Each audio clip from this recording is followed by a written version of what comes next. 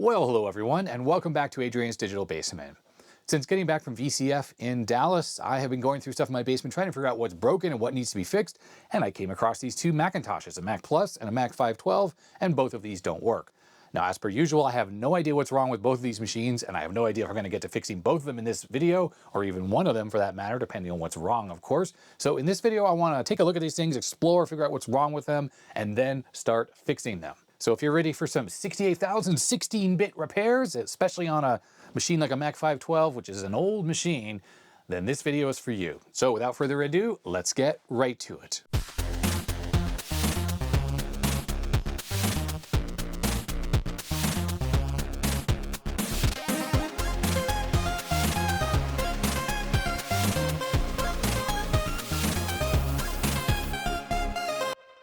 Ah yes, the classic Macintosh series always have a soft spot in my heart because my father bought a Macintosh Plus soon after they came out and was using it for his desktop publishing business.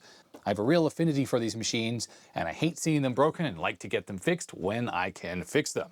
So on the left, as I said in the intro, this is a Mac Plus. It's got some serious burn-in. We'll take a look at that in a second. And we have a Mac 512 on the other side. Now, one thing I never really noticed between these two machines is that Apple moved the Apple logo and the Macintosh branding up to be in line with the floppy drive. And on the 512 and the original Mac 128, the Apple logo was down here in the lower corner.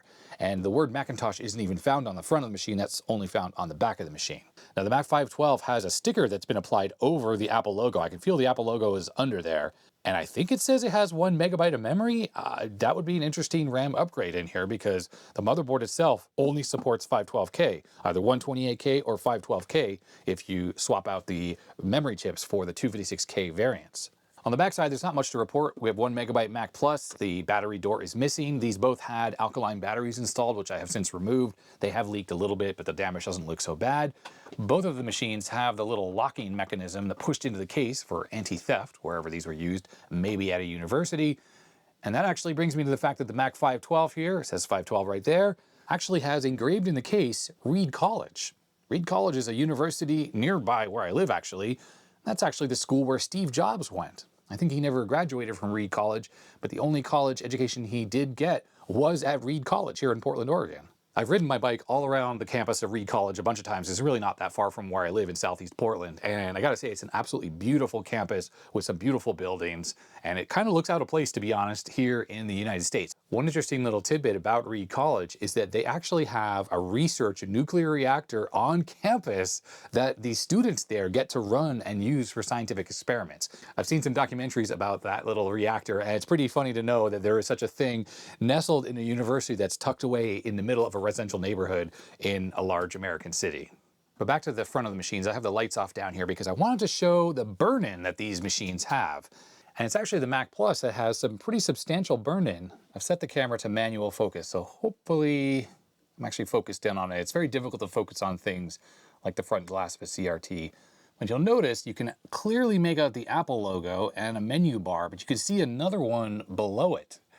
So it almost feels like this machine either suffered some kind of a failure during its use, or for instance, the main analog board was swapped out and or repaired and or just adjusted that ended up shrinking the picture or moving the picture.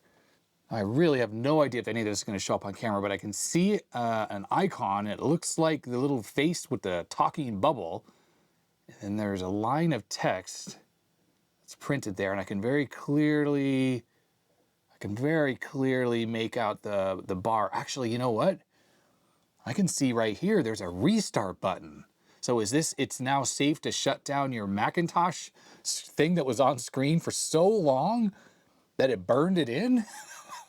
That doesn't even make any sense. Why would someone put it to the shutdown screen and then just leave the computer running and running for so long that it caused a great deal of burn-in? On the Mac 512, things are decidedly better. You can see where the menu bar is. It's a little bit darker in that spot, but generally the burn-in is very minimal. And I have to say, using this UV flashlight on these screens accentuates any burn-in that might be there. So I'm not sure that would even be visible to the naked eye while you're using this computer. So the CRT on the 512 in good shape, and the one on the Mac Plus, not so great. And this may or may not come across in the camera, but the phosphor of the Macintosh Plus screen, the one that's more burned in, definitely has a darker appearance than the one on the right. But there were two manufacturers of CRTs for the original classic Macs. There was Clinton and I think it was LG was the other one. I can't quite remember. So we may find when we open these that it's just a different manufacturer, which might explain why the color of the entire phosphor is slightly darker on this one. Enough lollygagging for me. Let's apply power to the Mac Plus, see exactly what it does when I try to turn it on. Let's turn this on. 3, 2, 1. Right.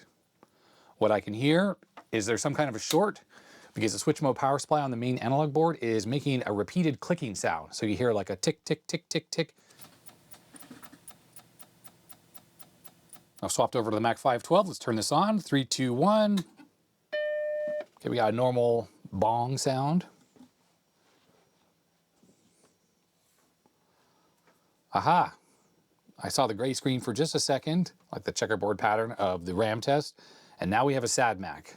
Our SAD Mac code is 03C306, and there is a reset button attached to the side of this machine, so I just pushed it. Actually, yeah, the phosphor on this seems to be kind of a paper white, pretty nice, and 03C306, same error code, which we'll have to try to figure out what it might be.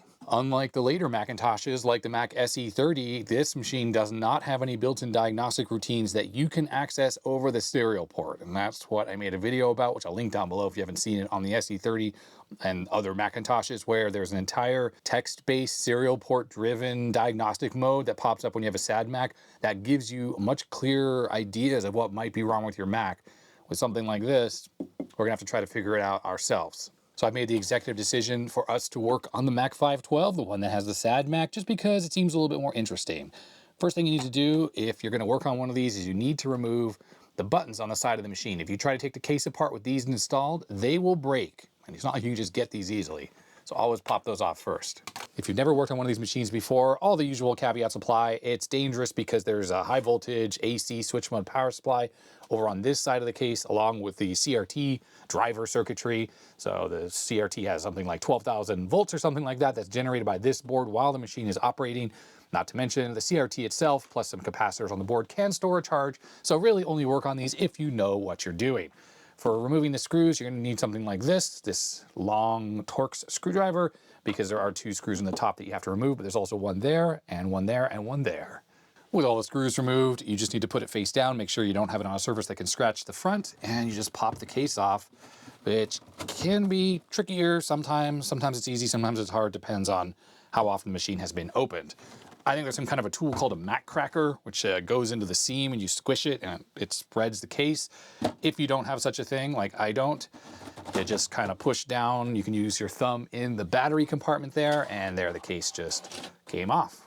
A little fun little tidbit, in the molding of the cover are the signatures of all the people who worked on the original Macintosh series. I don't remember if this is on the Mac Plus, but definitely the Mac 128 and 512 have all those signatures. If you have one of these security bolts on the back of your case, they're not too difficult to get off. They're just some clips in the case. You just need to use a flat blade screwdriver and you can pop those out. Interesting is this security lock is actually branded with an Apple logo on both sides. I don't think I'd seen that. I've only seen third-party ones. As for this Mac 512, it's very dirty inside because the dust just sort of falls in through the top vents. So it's on the floppy drive, on the chassis down there. And yes, without a doubt, this does have a RAM expansion card installed on the motherboard. I can see that down there. Now for the original Mac 128 and the later 512, which this one appears to be, they only supported up to 512K on the motherboard. So 2 banks of 256K or 2 banks of 64K for 128K on the original machine.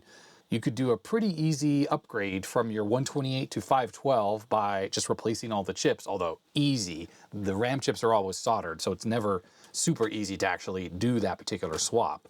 But I've shown on the main channel before some third-party RAM expansion boards for these machines, and I think most of those go up to 2 megabytes of RAM.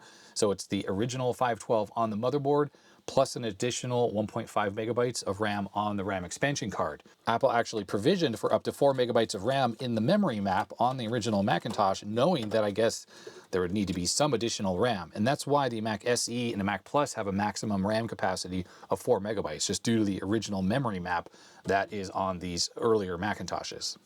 I was just going on autopilot there, and I removed the anode connection from the CRT, even though that's not really necessary. We know this machine has a functional analog board and CRT, with the only problem actually being on the motherboard.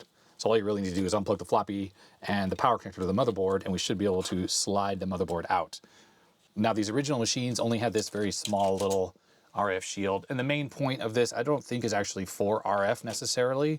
I think it might be to prevent the pins of these connectors from touching the metallization on the inside of the case. When you have cables connected to these and you stress the cables, it can actually bend the circuit board a little bit.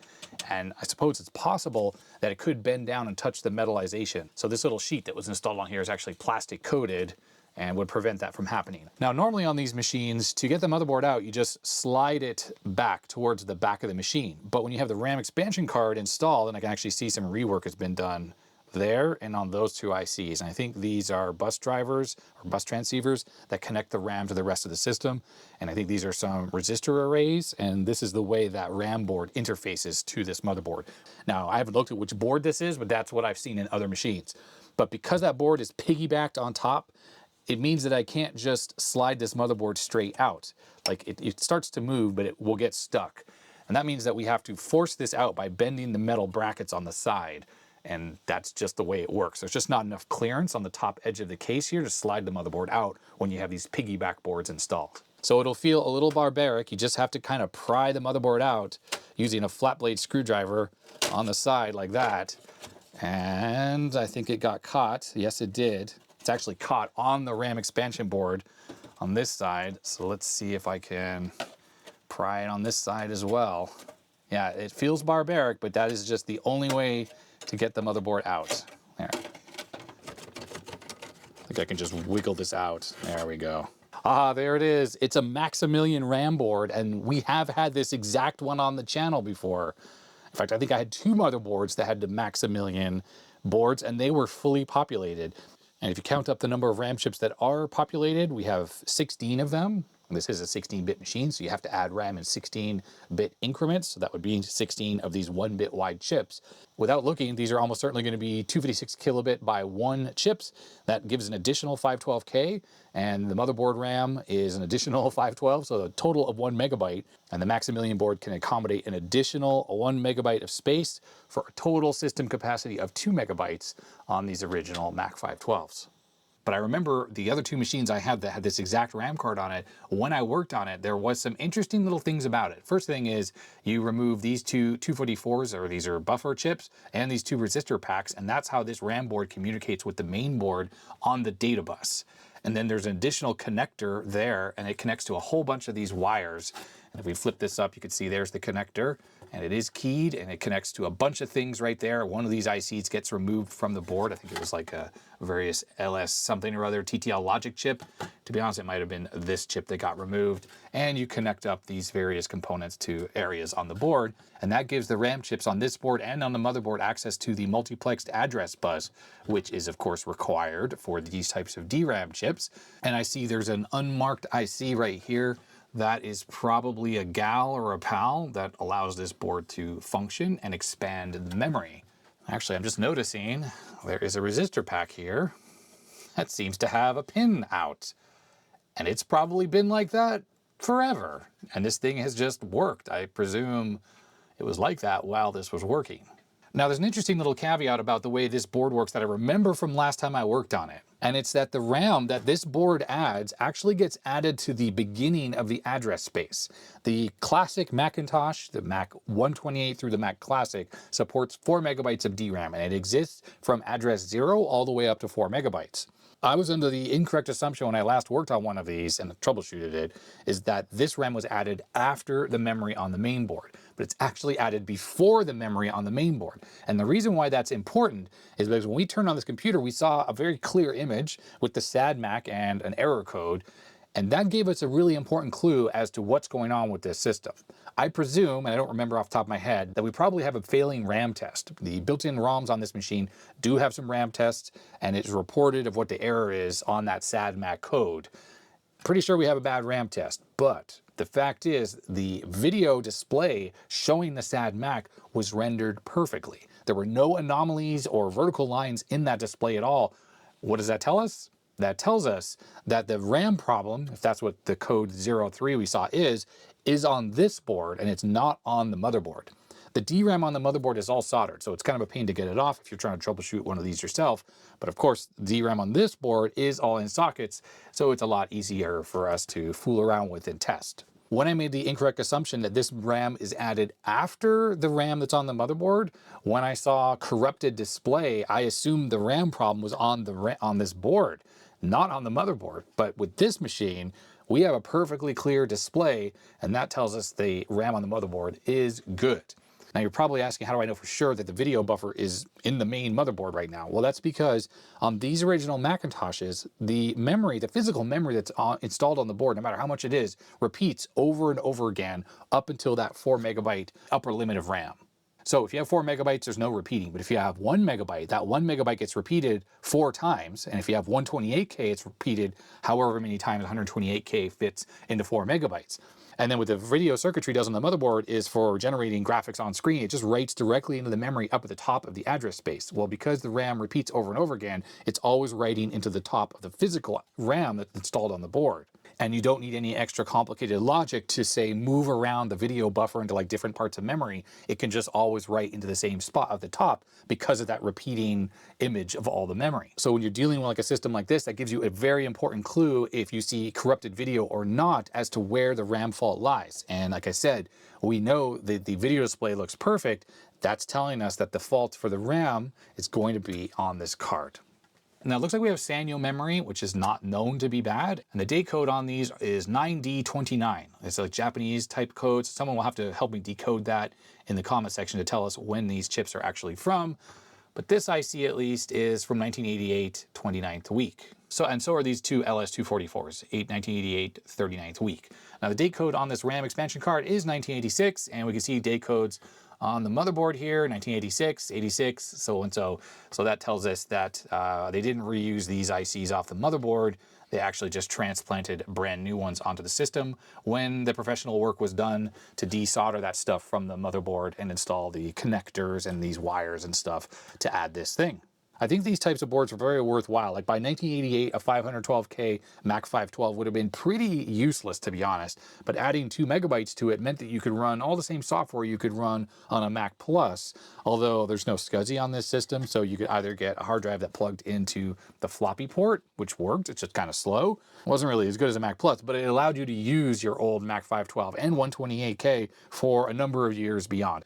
Now in the past, I remember looking around and reading this thread, in fact, on Think or Different about what the error codes are on these old classic Macs. And when I was doing all that SE30 repair stuff, where I documented the whole test mode, diagnostic mode that's inside those ROMs, I recall that a lot of the information that's on here definitely didn't apply to the SE30 when it came to what the SADMAC codes meant and how to decode those. But as I mentioned earlier, the Macintosh SE30 and all those later Macs have the ability for you to connect via the serial port to actually get some detailed diagnostic information out of those machines, while these machines absolutely do not have that, or at least I'm pretty sure they do not. So we're going to be totally reliant on what we see for the decoding of these error codes to try to figure out what's wrong. Now scrolling down this post says for the Mac 128, the 512K and the 512KE, I don't know why it says KK, but the KE, which is the enhanced Mac 512, which means it's a Mac 512 with Mac Plus ROMs actually, and a Plus. You get these various codes for the SAD Mac, and we were getting 03, which tells us it's a memory test with a byte write, identifies bad chips. That's the subcode. That's actually really good info, and I should have written down what the error code was. So I will go refer back to that original footage so I can pull that code. But it does say the data bits 0 through 15, and then there's a subcode bit. So it looks like there are 4 digits after the original error code. And then we can figure out where the location is on the motherboard. That's these chips down here on the motherboard.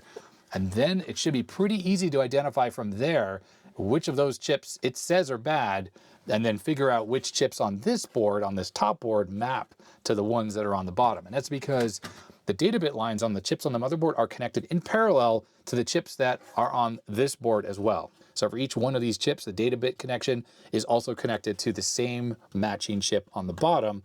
So if we figure out which are the bad chips on the bottom, which aren't bad, it's these on the top that are bad, we can just match it with the data bit by using the multimeter and figuring out continuity to figure out exactly which chip is bad. Either way, I need to pull the footage off my camera right here, and then we need to decode that bit mask, figure out which chips are bad on the motherboard, and map those to the card so we can swap those out and get this computer up and running again. Right, footage has been pulled. There's our code. So C306. It's kind of telling us we got a bunch of bad RAM. Interesting. So the way this would work is you notice how subcode 1 is data bit 0 and subcode 2 is data bit 1. If we had subcode 3, 0003, that would tell us that both of these bits are bad. Well, we have subcode 6, which is telling us that data bit 2 is bad, data bit 1 is bad. So that's 2 plus 4 is 6.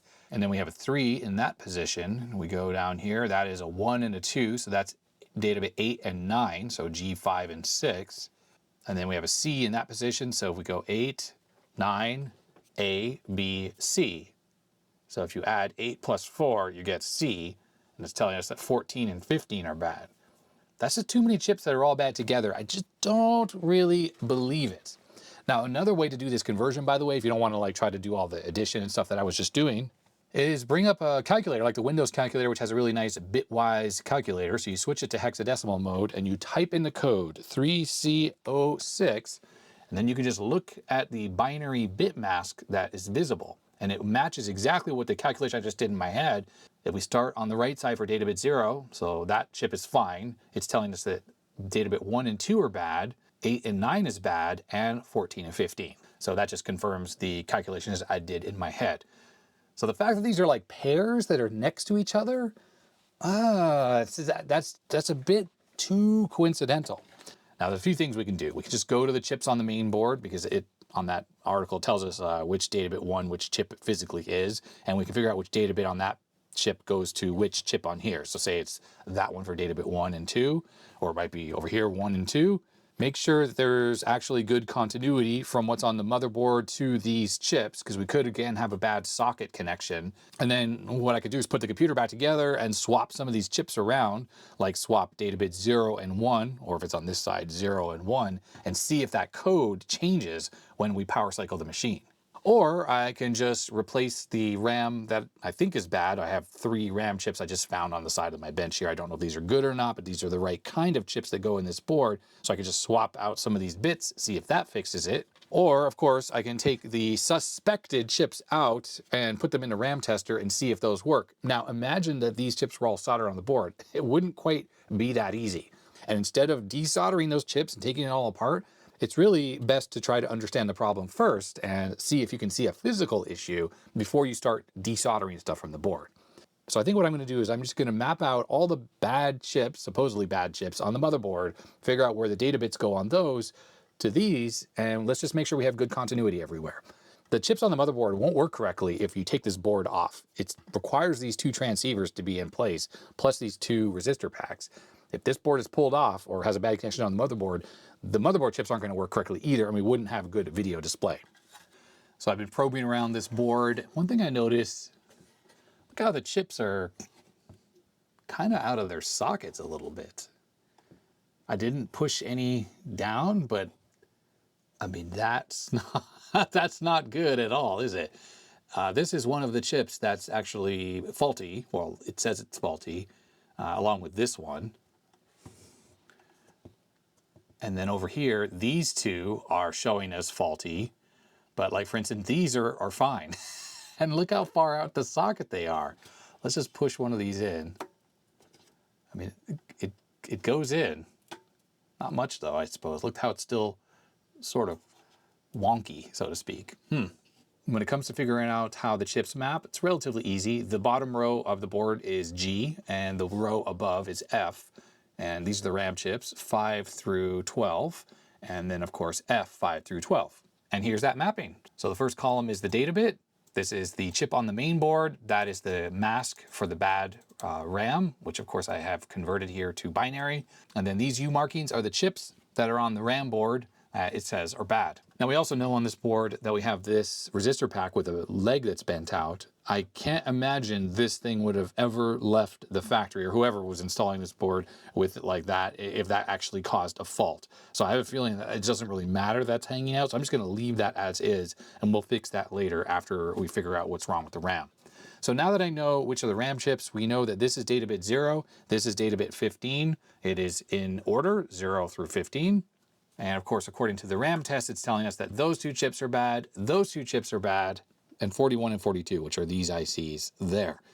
Again, I'm suspicious about the fact that they're in pairs, that there's actually a fault with the RAM chips. Like, what are the chances it would fail that way? But I also don't really see a pattern to what's going on. It is entirely possible that we have an addressing problem as well, where some addresses overwrite other addresses because the RAM test is only getting to that phase 3 when it fails. It's not even getting to that modulus test, which really will detect these types of RAM errors. But I think that RAM test 3 that's failing is writing alternating patterns into all of this memory and the motherboard memory. And it's quite possible that some of the writes could interfere with other addresses. So it could have an addressing problem, which could be, could be one of these ICs as well that's failed, or something on the motherboard theoretically. So I'm just going to put a dot on all the chips that are suspected bad. And what I want to do is, using the multimeter with continuity mode, is I want to just tone out all the various pins on these chips with its neighbor. So it thinks this is a good chip here, and that's a bad chip. So I want to make sure that everything is connected between these two, except for pin 14, which is one of the data bit lines. Each of these chips has an in and an out pin. They can be wired together, but they're not in this case. So these two pins don't have continuity, as you can see. And I think it's pin 2 is the other data bit line. Yeah, it has no continuity as well. Although that pin there, the data bit line, will have continuity to this socket, and so will this pin 14 to that socket, because these all share the same data bit lines. So if you go in these columns, these are likely on the same data bit. Although it's kind of interesting how there's there's obviously a space here. So like this chip here, where's its pair up there? Is it one of these over here? Oh yeah, it's that chip over there. It's kind of funny. So because there was no room for those 3 chips, they just moved them over there. So I'm assuming this one is this chip. Yep. And this one here is probably this chip here, which is kind of on its own above these resistor packs. And it is indeed. That's interesting. That means that these chips, where they're in columns, are completely in parallel for the data bit lines. Yep, so there. Yeah, anyways, that's not that important because we're not looking at those other 2 areas. We just want to make sure, or I just want to make sure here, that all of the various pins, except for the data bit pins, that's 2 and 14, are in parallel between these 2 chips, the one that works and the one that doesn't work. There's the data bit line, no continuity. 16 is good. That's the data bit line, so no continuity. It's good, good, good. It's good, good, good. Okay, everything looks correctly connected between these 2 ICs.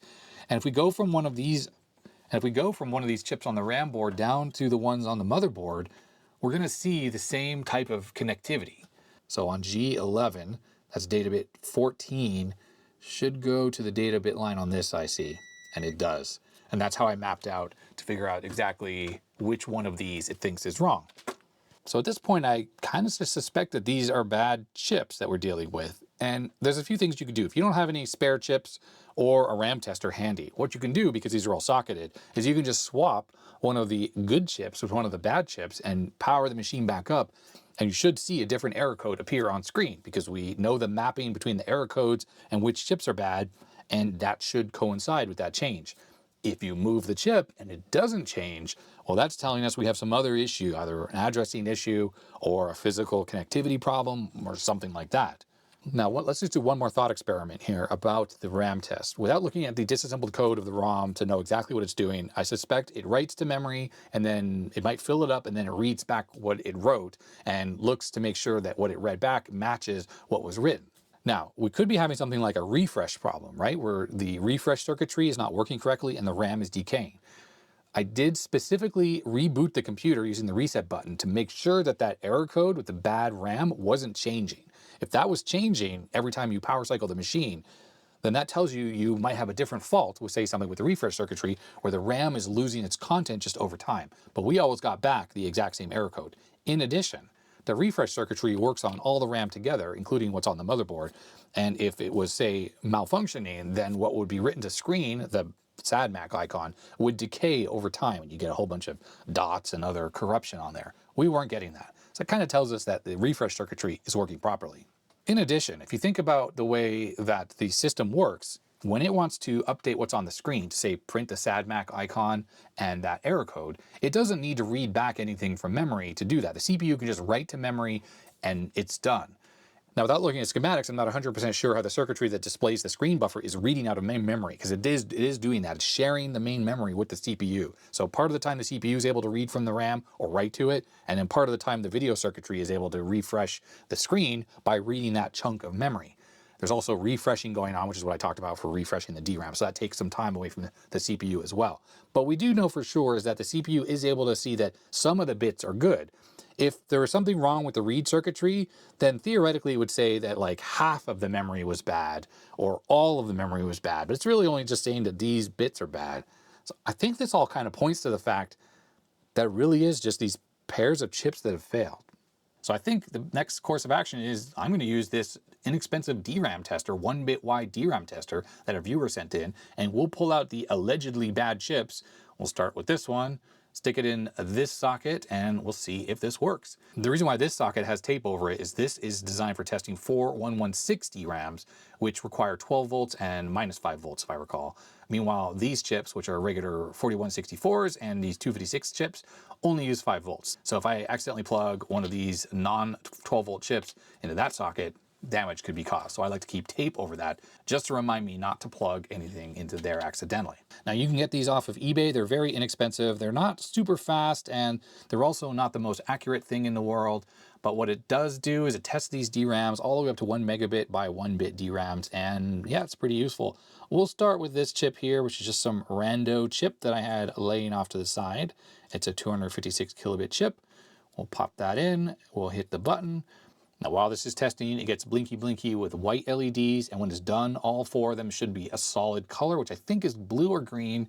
I really should write it down on here to say which is which, and that tells us that it's working. If any of these are not lit when it's done, or maybe turns red, that tells us that the chip is bad. Now, it takes a while to test these 256 kilobit chips, so it's not an exact, authentic type of RAM test, just due to the way the refresh works, and the CMOS levels is not the same as TTL, which is what's happening on this motherboard. So it's not exactly going to be foolproof, but generally if a chip tests okay in here, it's going to work in a motherboard or vice versa. Okay, there it is. It's all done, and it is purple, the color. So we have 4 purple LEDs telling us that that chip is a good one.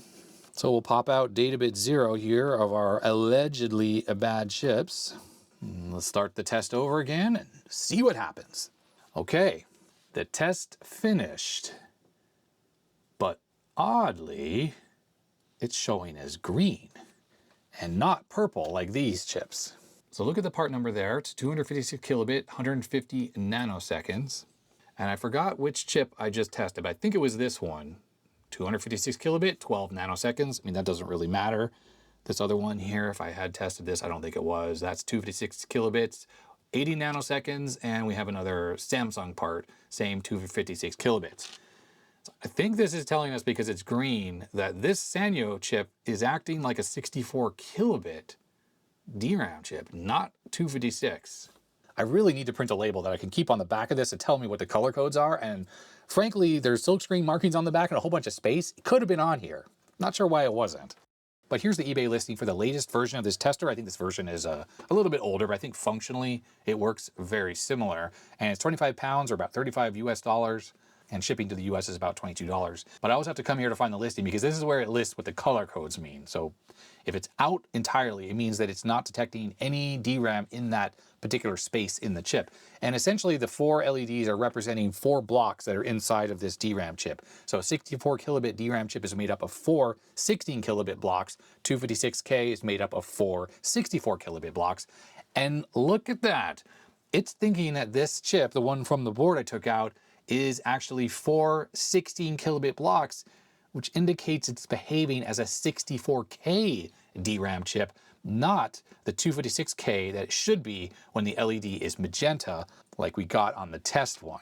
So that, frankly, is an interesting failure mode. I think the right thing to do is take out one of the quote-unquote good chips, and let's see what happens on this tester, because I have had weird issues with this tester where it would say only light up 2 of the LEDs, but this was for a chip that was good, and it would randomly not test the whole chip. So I think there were some issues with the levels or whatnot. Again, these are TTL RAM chips. This is a CMOS tester. It's using like an AT Mega or whatever microcontroller.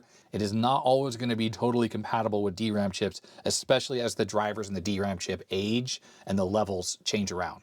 That unfortunately afflicts most modern testers like this one and even the Retro Chip Tester Pro to not always detect things correctly. Okay, so let's take this chip here, which the computer thinks is a good IC, and we'll test this one. And I've gone ahead and I popped one of those Samsung chips into the board. Yeah, there it is. Hopefully that color shows up. It is all magenta. Just trying to diffuse it a little bit. That's not really working that good. Anyhow, that chip shows fine. Kind of tells us that the chip here that was in databit 15 has turned into a 64 kilobit IC. Now, if it turns out that all of these chips have the same affliction, that they are all 64 kilobit chips, 256, you think I should call up Sinclair and offer them these chips to put in some kind of computer they're making? Because that was a thing that they did in ZX Spectrum to save costs, is buy chips that were partially bad. And same problem, we got green here. So that other chip, that was databit 14, also shows up as a 64 kilobit chip.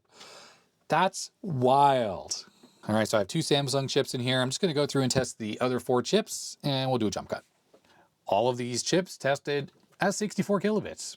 And I went ahead and tested the RAM chips I installed into here, the replacements, so they all test good. I also figured out this is a 512KE, E for enhanced. It just means it has Mac Plus ROMs in here. So these are both Mac Plus ROMs. And I also added a label to the back of the tester, so for the future, I will know exactly what the colors mean. No more guessing anymore. So I think next step is to just reinstall this in the Mac 512K, and this machine should be fully functional. Oh, incidentally, one little tidbit is sometimes Apple installed reefa caps in this position on the main power supply, and to make matters worse, these caps are connected directly to the power connector. They are before the power switch. So even when this machine is actually in the off position but plugged into mains, if there are reefas, you could have a smoke show, and an undesirable one, totally on its own without you even realizing it, because the computer is off and you think, well, it's off, so it should be fine. No, unfortunately not. So you really need to remove those reefas and swap them out. These polymer caps are fine. They're not really the correct caps to use. I guess they were correct in 1984 when this was designed, but they aren't really safety caps. So yes, take that for what it's worth. I did take this outside and blow all the dust out of it, and it actually looks fine. I guess kind of gave it a little bit of an inspection, didn't see anything out of the ordinary. This is hygroscopic, this glue here, so it does absorb some water. That can cause some corrosion. Theoretically, it could rust away this metal clamp on the flyback. So one thing you can do is you can kind of like pick this away. It's pretty difficult to do. This stuff is actually looking pretty good. It gets dark when it's absorbed a lot of water, but you might want to try to just sort of pick away at it. I think all this really does is prevent this from vibrating while it's running. I'm not 100% sure. If anyone knows exactly why they put this glue here, comment down below. I also spent a moment just to kind of clean up the anode cap. It was all sticky and gross, so a little IPA and Windex. Clean that right up, and the rest of this thing looking in pretty good shape.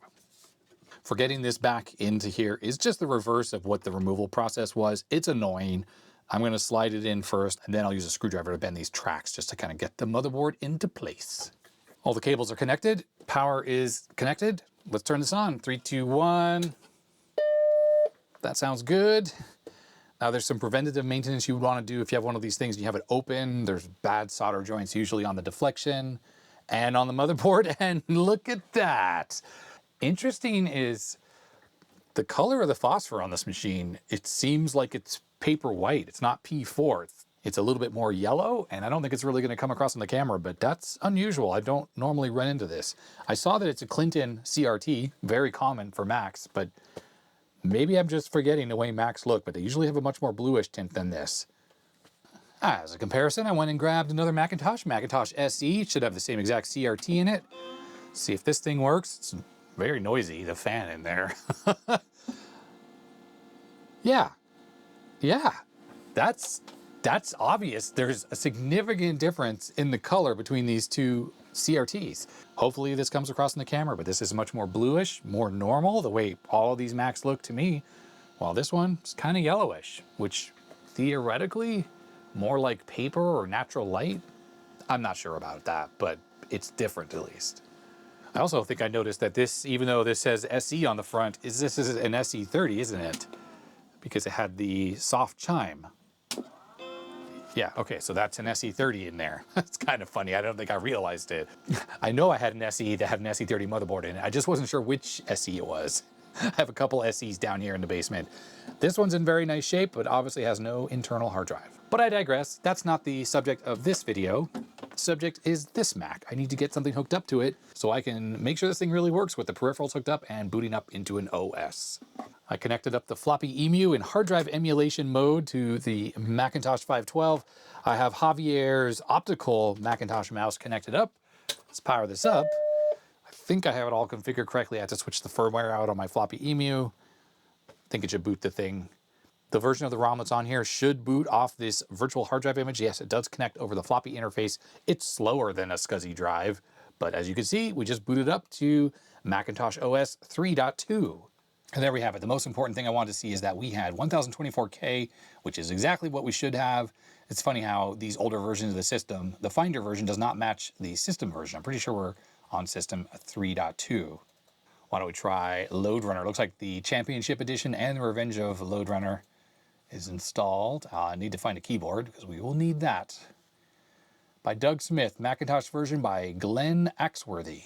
We go File, Open, and we actually pick which one we want to play on. Let's try Revenge.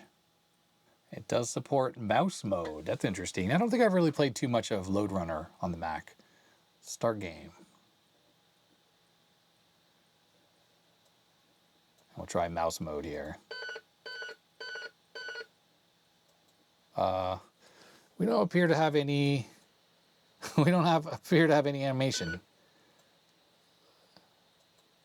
Not sure what's going on here. Pooh. That is who set a high score before. I'm gonna need a keyboard, I think. All right, I found this keyboard. It's an original 512/128 keyboard. Of course, it has no arrow keys because why would you need arrow keys? Those are for primitive people. This is a machine with a GUI. You point and click to do everything. So I'm going to call my high score Roses, even though I didn't feel like I played the game at all. Now, if you weren't aware that you could use a hard drive on these older machines that don't have SCSI, Apple released the 20 meg hard drive. I think it's called the HD20. And that was designed to give hard drives to these machines over the floppy port. It is compatible with the Macintosh Plus because it has Mac Plus ROMs, and obviously the system is booting. But it is pretty nice that the floppy EMU can emulate that type of hard drive image so that we can use this machine without having to swap a bunch of floppies around. It's also good that this is testing the floppy drive circuitry since it is using the same circuitry as the rest of the machine. I'm not even going to test the floppy drive that's in here. It surely does not work properly because of the broken drive gear. All right, so this MacMan, which I assume is a Pac-Man clone. Oh, what's happening here? The mouse pointer was moving. When I hold the mouse button down, it moves, and when I let go, it stops. These may not be fully compatible with this machine, or I don't know, actually. Hall of Fame, player one start. Okay, this does not use the arrow keys, that's good. All right, click to continue. Oh, it's a cute little Macintosh. And unlike Load Runner, this works. Funny. Blatant clone. Oh.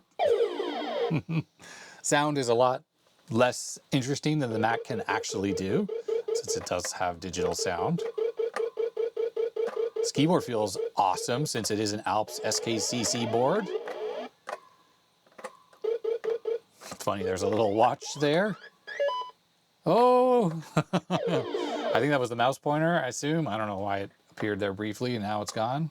Unless that was something to eat, like a cherry. That could have been what that was.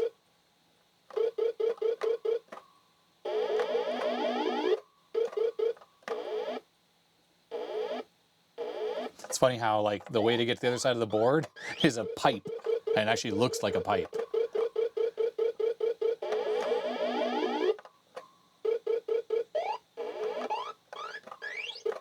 Oh yeah, look at that. It's a little mouse icon now. cute.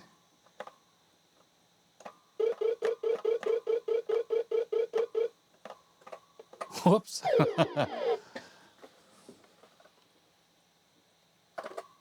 All right, I hit Option Q, and that brought me to the quit screen here. And we'll put in my high score. There it is. I'm in 3rd place.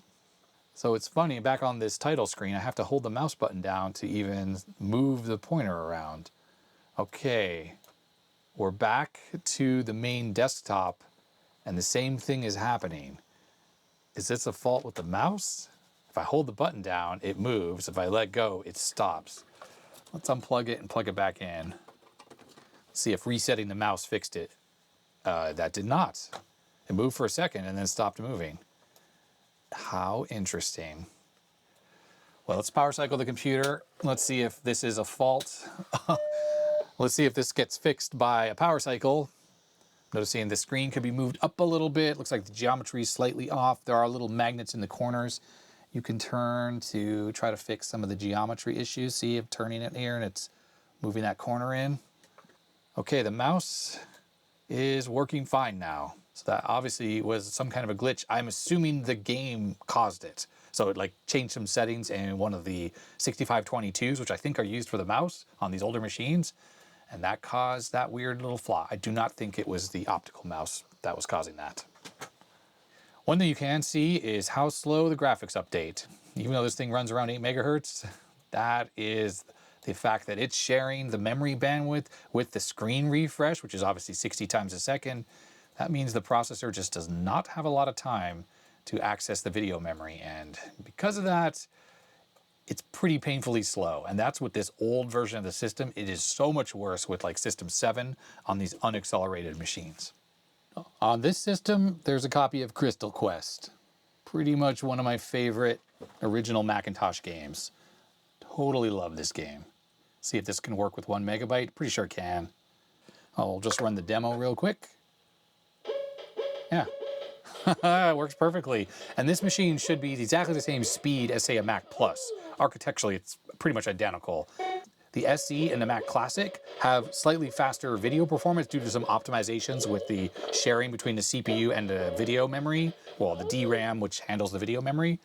But yep, I'd say if this game works perfectly, which obviously it works fine, I'll start the game myself, clicking the mouse. There we go, I'm under control now.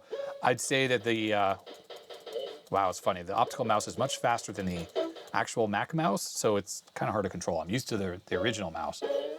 Either way, the fact that this game is working perfectly says that this machine is functionally or electronically, and the whole system and the memory and all that stuff is working flawlessly, and that is awesome. Okay, well, this machine obviously is fully fixed. I'm gonna peel this label off, I think. Am I gonna regret that? No, I think this doesn't need to be on there. My assumption is this might have been a Maximilian logo or something. But I think anyone who's gonna own this machine, they're gonna wanna see the Apple logo, which is underneath here. The preventative maintenance you should do on all of these original Macs 128 all the way through the Plus is reflow the solder joints for the connectors. So there's this one on the motherboard, and then on the back side of this sheet, which on this machine it's nice, it's a later machine, it's not glued down like they are on the earlier ones. There are connectors for the deflection yoke and another connector around this position. That is the one that goes down, the cable that goes down to the motherboard. You need to reflow those as well. If this isn't glued down with double-sided tape, these little black plastic things, you just push the center pin with a pick, pop those out, and I pulled out the 2 top ones, and someone has already worked on this. That was there from the double-sided tape, but it's not on this plastic card, so this card's been swapped out, and there's some more double-sided tape down there.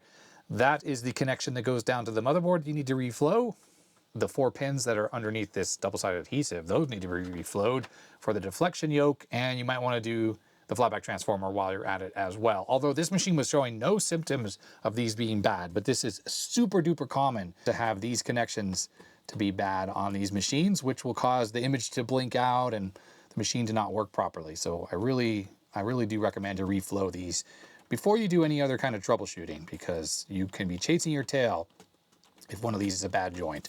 And it's super, super common. Well, there it is. The Reed College Mac 512KE is all back in operation and looking awesome.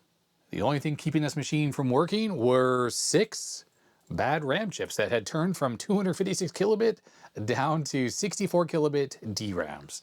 I'll do a part 2 where I get to working on the Mac Plus, which happens to be sitting right under the camera right now, which is why I'm pointing to the floor. Seems it has a power supply issue, but we'll get to it in that part 2, and we'll get to the bottom of it and get that machine working as well. So I hope you enjoyed this little Macintosh repair video. It was a simple problem in the end, but still it's a good exercise to go through to figure out exactly which chips are bad and not do a whole bunch of swapping, because as I said, if these chips had been soldered onto the board, it would have been a lot harder to troubleshoot. And you know me, I don't like to take the easy route if I can figure out exactly what's wrong before I remove a chip from the board, which is exactly what we did with this machine. So thumbs up if you liked it, thumbs down if you didn't. Huge thanks to my supporters, names going up beside the screen to make it possible to do this full time.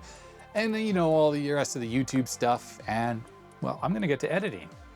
I'm really pleased how this machine looks. I'm really pleased. So that's gonna be it. Stay healthy, stay safe, and I'll see you next time. Bye.